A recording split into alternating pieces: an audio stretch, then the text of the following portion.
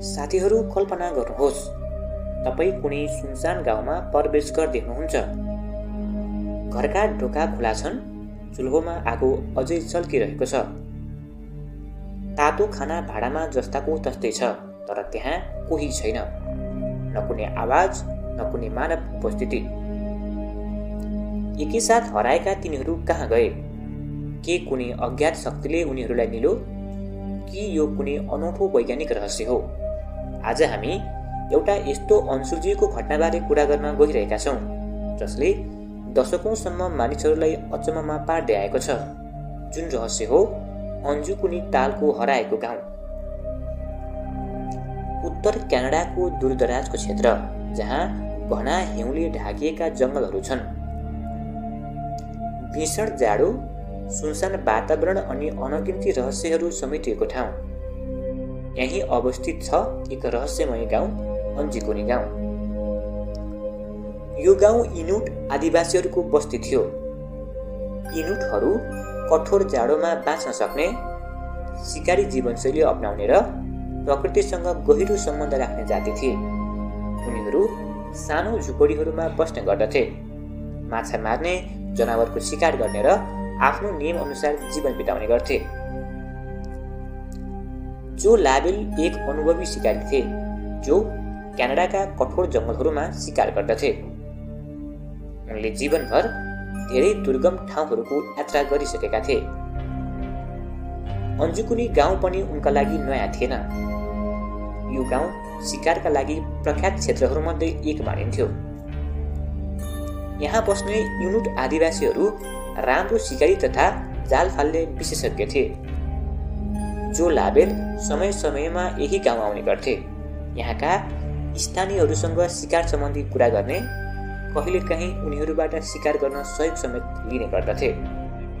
सन् 1930 को एक जाडो रात जो लाबेल लामो शिकार यात्रापछि अन्जुकुनी गाउँतर्फ लागिरहेका थिए। आकाशमा चन्द्रमा हल्का उज्यालो देखिन्थ्यो, तर वातावरण निकै चिसो र डरलाग्दो थियो। हिउँले ढाकिएको बाटो हुँदै थकित अवस्थामा उनी अगाडि बढिरहेका थिए। यात्रा लामो भइसकेको थियो र उनलाई शारीरिक रूपमा पनि थकाइ लागिरहेको थियो। त्यसैले उनले सोचे, गाउँ पुग्नु बित्तिकै इनुट साथीहरूसँग भेटघाट गर्छु, केही खाना माग्छु अनि आराम गर्छु। तर जब उनी गाउँको छेउमा आइपुगे, उनले एउटा अनौठो कुरा महसुस गरे। सामान्यतया यो समयमा गाउँमा कुनै न कुनै मानिस देखिन्थ्यो। कतै आगो बालिएको हुन्थ्यो, कतै मानिसहरू कुरा गरिरहेका हुन्थे। तर आज चारैतिर सुनसान थियो। जो लाबेल अलमलमा परे। उनी बिस्तारै गाउँतर्फ अघि बढे। गाउँमा प्रवेश गर्दा उनले पहिलो अनौठो दृश्य देखे। घरका ढोका खुल्ला थिए, कतै आगो अझै सल्किरहेको थियो। भान्सामा तातो खाना अझै पनि भाँडामा थियो। मानव केही मिनेट अघि मात्रै कोही खाना खाँदै थियो अनि अचानक सबै बेपत्ता भए। उनले आफ्नो वरिपरि हेरे, तर कुनै पाइला छैन। कुनै सङ्घर्षको सङ्केत छैन। कतै कुनै मानिसको सानो आवाज समेत छैन। गाउँ पुरै सुनसान र भयानक लाग्न थाल्यो। जो लाबेल गाउँको गल्लीहरू हुँदै अगाडि बढ्दै गए। हिउँले ढाकिएको जमिनमाथि उनका पाइला मात्रै सुनिन्थ्यो। गाउँ पुरै सुनसान थियो। जताततै शान्ति, तर त्यो शान्ति कुनै सामान्य शान्ति थिएन। त्यो एकदम डरलाग्दो, अस्वाभाविक खालको थियो। तर अचानक उनले केही देखे जुन दृश्यले उनको रगत जमेझै भयो। गाउँको छेउमा सिकारोमा प्रयोग गरिने इनुट आदिवासीहरूको कुकुरहरू एकै ठाउँमा मरेर लडिरहेका थिए। सबै कुकुरहरू जाडोमा जमेर मरेका थिए। उनीहरूका शरीर कडा भइसकेका थिए। आँखाहरू खुलै थिए, मानौ तिनीहरूले केही भयानक कुरा देखेका थिए। तर सबैभन्दा अचम्मको कुरा, कुकुरहरू एकै ठाउँमा बाँधिएका थिए, जसले देखाउँथ्यो कि उनीहरू भोकै मरेका हुन्। तर इनुटहरू आफ्ना कुकुरहरूलाई कहिले यस्तो अवस्थामा छोड्दैनथे। त्यसो भए उनीहरू अचानक किन बेपत्ता भए? जो लाबेल अब डराइरहेका थिए, तर उनले गाउँको थप अन्वेषण गर्ने निर्णय गरे। तर केही पर उनले अर्को अजीब दृश्य देखे। गाउँको पुरानो चिहान, त्यो चिहान कोही अज्ञात शक्तिले फोरेको थियो। उनले नजिक गएर हेरे, चिहानहरू अस्तव्यस्त थिए। ढुङ्गाहरू तिरभित्र परेका थिए र भित्र गाडिएका शवहरू हराइसकेका थिए। तर यो कसरी सम्भव थियो? कुनै जङ्गली जनावरहरूले यस्तो गर्न सक्दैनथे, किनभने हिउँमा कुनै पन्जाको छाप थिएन। जो लाबेलको दिमागमा अनेक प्रश्नहरू खेल्न थाले। के यो गाउँलाई कुनै अज्ञात शक्तिले आफ्नो शिकार बनायो? के यो कुनै आत्माहरूको काम थियो कि यो कुनै अनौठो वैज्ञानिक रहस्य हो? जो लाबेलले रोयल क्यानेडियन माउन्टेन पुलिसलाई अन्जुकुनी गाउँको रहस्यमय घटनाबारे सबै कुरा बताए। उनलाई थाहा थियो कि अब यो मामिला केवल एउटा सामान्य दुर्घटनाभन्दा धेरै ठुलो र गहिरो छ। पुलिस अधिकारीहरूले जो लाबेलको भनाइ सुनेपछि त्यहाँ जाने निर्णय गर्यो। उनीहरूलाई थाहा थियो कि यो एक असाधारण घटना हो र अनुसन्धान गर्दा अनगिन्ती रहस्यहरू खुल्न सक्छन्। जब उनीहरू गाउँमा पुगे, सबै कुरा जसरी जो लाबेलले भनेका थिए त्यस्तै थियो। घरका ढोका खुल्ला, चुलोमा आगो सल्किरहेको र भान्सामा खाना पच्किएको थियो। तर सबभन्दा अचम्मको कुरा भनेको जब प्रहरी टोलीले आफ्नो जाँच सुरु गरे, उनीहरूले मनमा एक नयाँ अनुमान जन्मियो। के यहाँ कुनै जघन्य अपराध भएको हो जसले पुरै गाउँलाई समाप्त बनाइदिएको हो? केही प्रहरी अधिकारीहरूले भने, हामी सोच्न सक्छौँ कि कुनै अनौठो घटना भएको छ जहाँ अपराधीहरूले गाउँका सबै मानिसहरूलाई मारे र त्यहाँबाट अन्त्य ल्याइदिए। यद्यपि यो कुरा मान्न सजिलो थियो, अर्को रहस्यमय तथ्यले सबैलाई अचम्ममा पारिदियो। प्रहरी टोलीले गाउँका हरेक कोना र कुनामा जाँच गर्न थाले, तर सबैको ध्यान एक अचम्मको कुरामा गयो। त्यहाँ कुनै रगतको थोप्लो, रगतको विखण्डन वा कुनै सङ्घर्षको लक्षण थिएन। के यो सम्भव थियो कि यस्तो ठुलो अपराध भए तापनि सबै कुरा सफा र चिन्न नसकिने अवस्थामा राखिदिएको हो? प्रहरी टोलीले चाँडै अर्को कुरा पनि पत्ता लगायो। यो गाउँमा कुनै चोरी भएको थिएन। घरहरू यथावत र थचिएका थिए, तर त्यहाँका सामानहरू जस्ताको त्यस्तै राखिएका थिए। न त केही वस्तु हराएको थियो, न त कुनै लुटपाटको सङ्केत थियो। यो एकदम अनौठो र अचम्मको कुरा थियो, जसले अझै धेरै प्रश्नहरू उत्पन्न गरेको थियो। जब क्यानेडियन माउन्टेन पुलिसको टोली अनुसन्धान गर्दै थियो, उनीहरूले एक रहस्यमय दृश्य पाएका थिए। अन्जुकुनी गाउँको नजिकको तालको पानी पूर्ण रूपमा जमिसकेको थियो। यदि गाउँका मानिसहरू कहीँ जान चाहन्थे भने उनीहरूले तालको डुङ्गामा चढ्न सक्दैनथे, किनकि तालका सबै डुङ्गाहरू किनारामा थन्किएका थिए।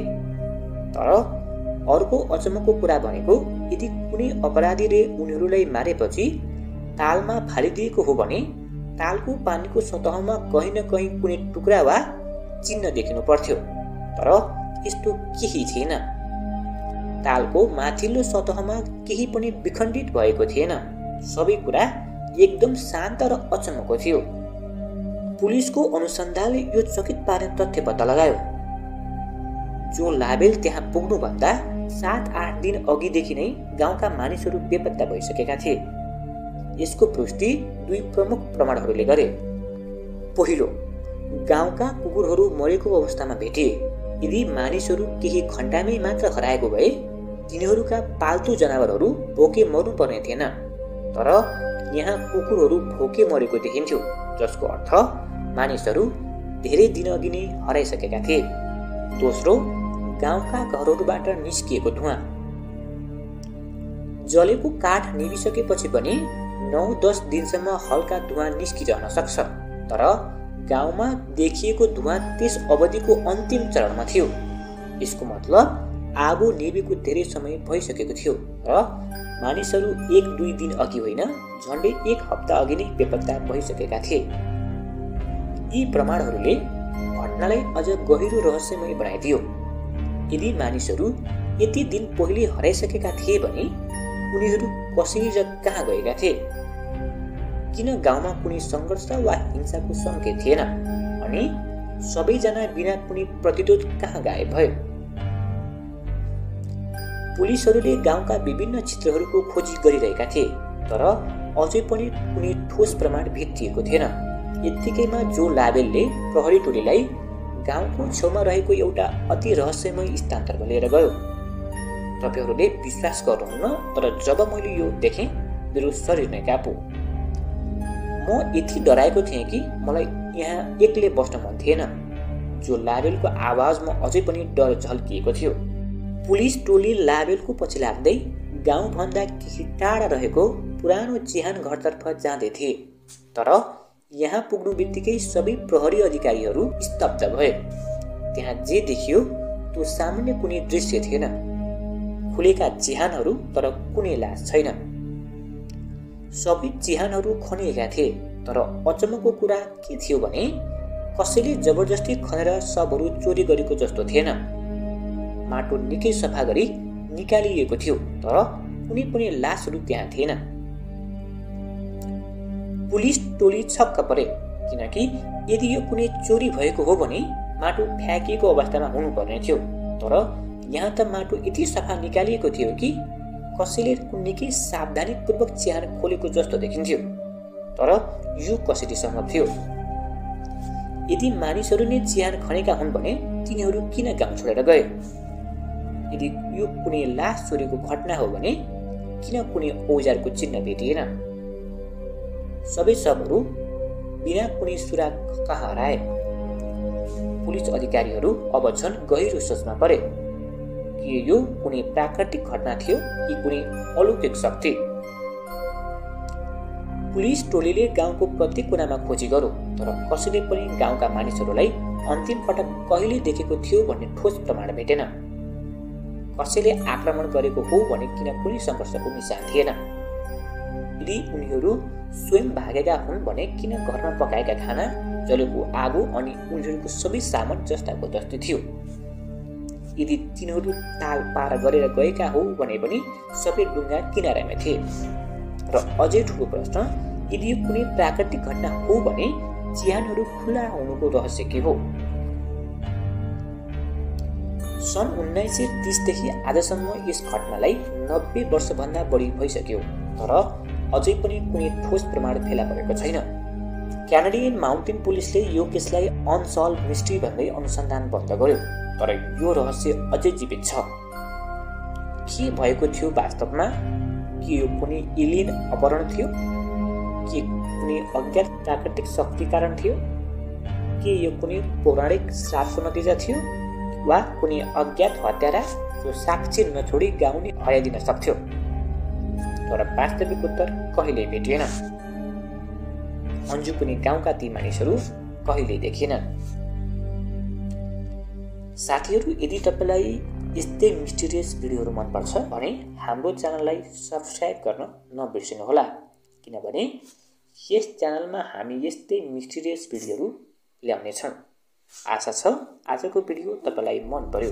यदि मन पर्यो भने साथीहरूसँग सेयर गर्न नबिर्सिनुहोला र हाम्रो च्यानल जिकेस मिस्ट्री च्यानललाई पनि सब्सक्राइब गर्न नबिर्सिनुहोला भन्दै बिदा हुन चाहन्छु। धन्यवाद।